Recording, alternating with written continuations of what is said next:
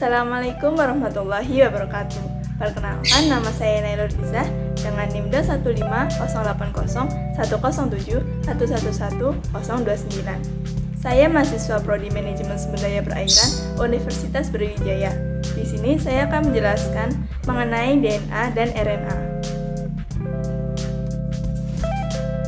Apa yang dimaksud DNA? DNA atau deoksiribosonukleik asid adalah polimer asam nukleat yang tersusun secara sistematis dan merupakan membawa informasi genetik yang diturunkan kepada jasad keturunannya.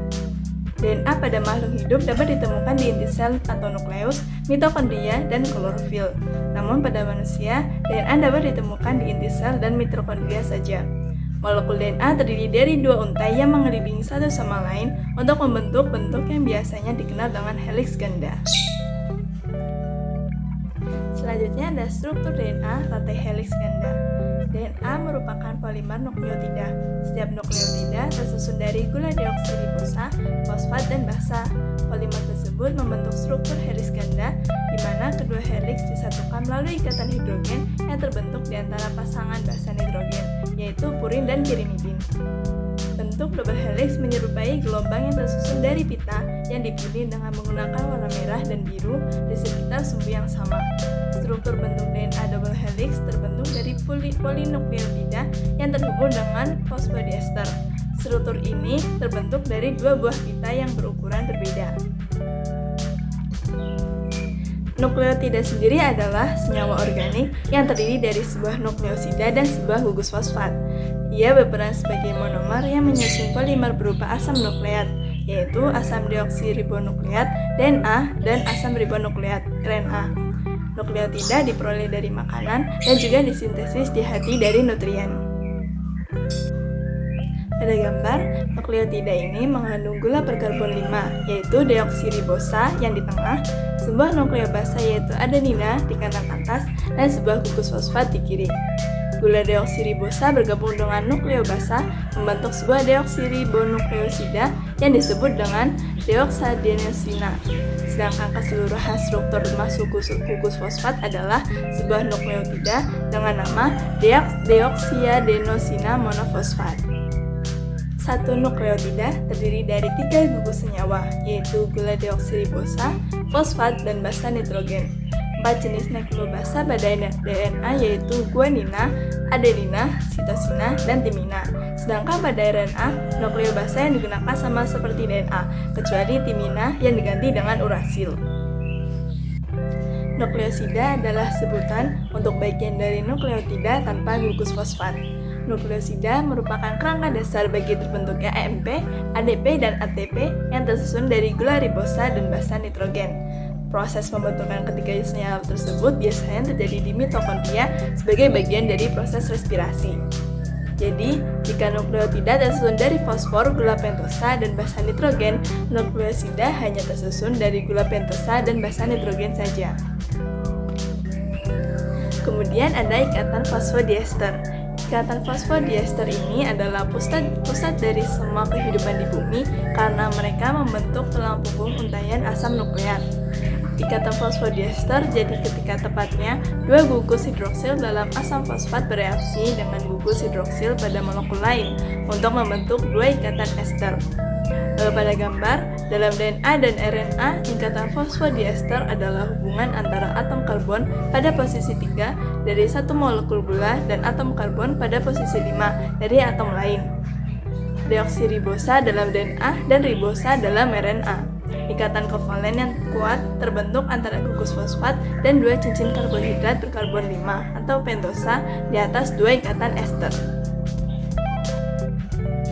Ada 4 basa nitrogen yang merupakan unit pembentuk DNA, yaitu adenin, guanin, sitosin, dan timin. Sedangkan pembentuk RNA yaitu ada adenin, guanin, sitosin, dan urasil. Adenin dan guanin merupakan basa nitrogen jenis purin, sedangkan sitosin, timin, dan urasil adalah jenis pirimidin. Setiap unit pembentuk DNA dan RNA memiliki pasangan. Pasangan basa ini adalah dua nukleotida dalam DNA atau RNA yang saling komplementer dan terhubung oleh ikatan hidrogen. Basa nitrogen berasal dari golongan purin dan pirimidin. Basa purin tersusun atas adenin dan guanin, sedangkan basa pirimidin tersusun atas sitosin, timin, dan urasil.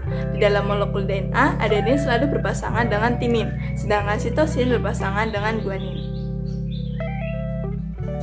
Macam-macam dari DNA sendiri yaitu yang pertama aDNA mempunyai 11 basa perputaran lebih aktif dalam sel dibanding dengan bDNA. Yang kedua ada bDNA mempunyai satu basa perputaran digunakan dalam replikasi RNA.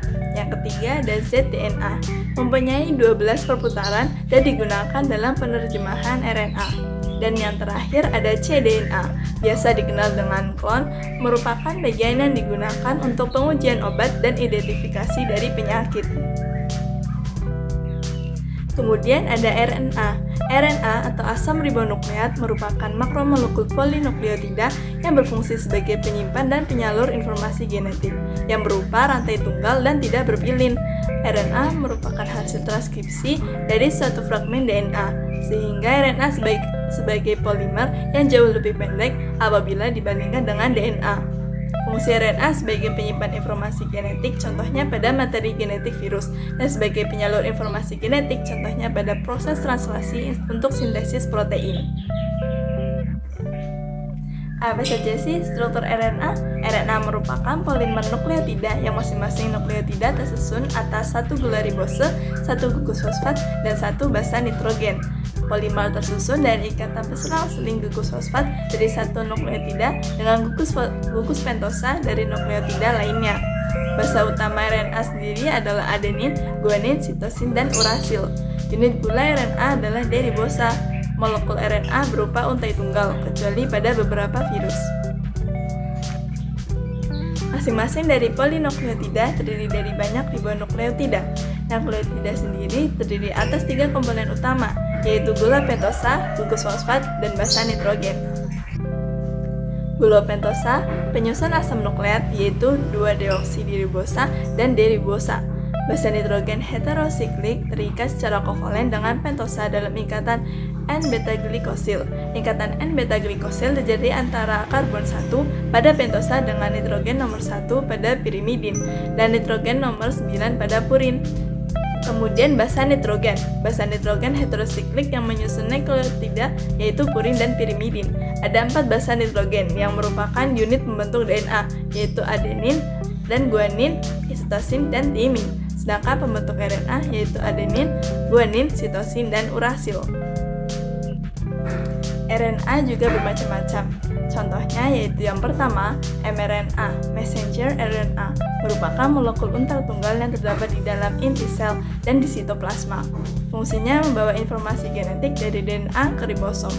Kemudian yang kedua ada tRNA, transfer RNA, adalah RNA terpendek yang bertindak sebagai penerjemah kodon dari mRNA. tRNA juga berfungsi mengikat asam-asam amino yang akan disusun menjadi protein dan mengangkutnya ke ribosom. Kemudian yang terakhir ada rRNA, ribosomal RNA, merupakan molekul paling besar dibandingkan mRNA dan tRNA yang mengandung 50-2000 asam amino.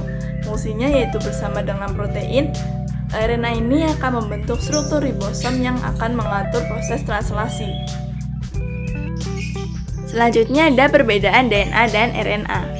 Berdasarkan rantai polinukleotida, DNA memiliki rantai yang panjang, double helix, dan berpilin. Sedangkan RNA memiliki rantai yang pendek, tunggal, dan tidak berpilin. Berdasarkan letaknya, DNA berada di inti sel, sedangkan RNA berada di inti sel, sitoplasma, atau ribosom. Berdasarkan gula pentosanya, gula deoksiribosa pada DNA dan gula ribosa pada RNA. Berdasarkan basa nitrogennya, pada DNA yaitu adenin, guanin, sitosin, dan timin, sedangkan pada RNA yaitu adenin, guanin, sitosin, dan urasil. Kadar DNA relatif statis atau tidak berubah karena tidak dipengaruhi aktivitas sintesis protein maupun aktivitas genetis. Sedangkan kadar RNA dapat berubah karena adanya aktivitas sintesis protein. DNA berfungsi sebagai informasi genetik jangka panjang. DNA menjadi transmisi informasi genetik untuk membuat sel lain dan organisme baru. Sedangkan RNA berfungsi untuk mentransfer kode genetik dari inti ke ribosom untuk membuat protein. Selanjutnya ada dogma sentral. Dogma sentral biologi molekuler menjelaskan mengenai proses perubahan gen dari DNA menjadi RNA dan RNA menjadi protein. Dogma ini menjelaskan bagaimana proses pembacaan materi genetik menjadi protein yang berperan di setiap tahap metabolisme di dalam tubuh suatu organisme. Pada DNA jadi proses replikasi DNA. Replikasi DNA sendiri adalah proses penggandaan rantai ganda DNA. Pada sel, replikasi DNA terjadi sebelum pembelahan sel. Prokariota terus-menerus melakukan replikasi DNA. Kode genetik kodon pada DNA yang dibawa dan dicetak akan membentuk RNA sebagai sumber informasi genetik untuk memulai sintesis protein. Pada eukariota, waktu jadinya replikasi DNA sangatlah diatur, yaitu pada fase S siklus sel sebelum mitosis atau meiosis pertama. Berikut merupakan gambar dari tahap replikasi DNA. Mula-mula, heliks ganda DNA dibuka menjadi dua untai tunggal oleh enzim helikase dengan bantuan topoisomerase yang mengurangi tegangan untai DNA. Untaian DNA tunggal dilekati oleh protein-protein pengikat untaian tunggal untuk mencegahnya membentuk heliks ganda kembali. Primase membentuk oligonukleotida RNA yang disebut dengan primer, dan molekul DNA polimerase sendiri melekat pada seuntai tunggal DNA dan bergerak sepanjang untai tersebut memperpanjang primer, membentuk untaian tunggal DNA baru yang disebut dengan leading strand dan lagging strand. Leading strand dibentuk berkelanjutan oleh DNA polimerase, sedangkan lagging strand dibentuk sepotong-sepotong. Primase membentuk RNA primer yang akan diperpanjang DNA polimerase untuk membentuk fragmen Okazaki. RNA primer diganti menjadi DNA dan enzim ligase menyambungkan fragmen Okazaki menjadi sebuah rantai yang utuh. Pada RNA sendiri juga terjadi sebuah proses, yaitu proses transkripsi dan translasi. Transkripsi adalah proses pencetakan rantai mRNA atau RNAD oleh rantai DNA template. Transkripsi terjadi di dalam nukleus dan dikatalis oleh enzim RNA polimerase. Transkripsi terdiri dari 3 tahapan, yaitu inisiasi, permulaan, elongasi, pemanjangan, dan terminasi, pengakhiran.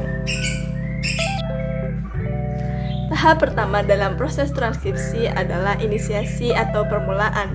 Inisiasi adalah terikatnya RNA polimerase pada rantai DNA promoter. Lalu RNA polimerase akan memisahkan rantai ganda DNA dan menyiapkan template atau cetakan untaian tunggal untuk ditranskripsi. Yang kedua, elongasi atau pemanjangan.